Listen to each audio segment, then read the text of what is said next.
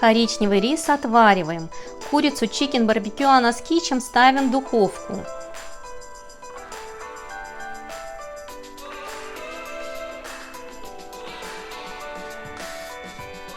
Овощи тушим. К овощам добавляем готовый рис.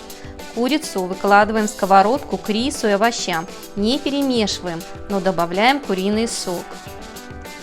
Тушим до готовности, не перемешивая. А тем временем мой американский муж пылесосит.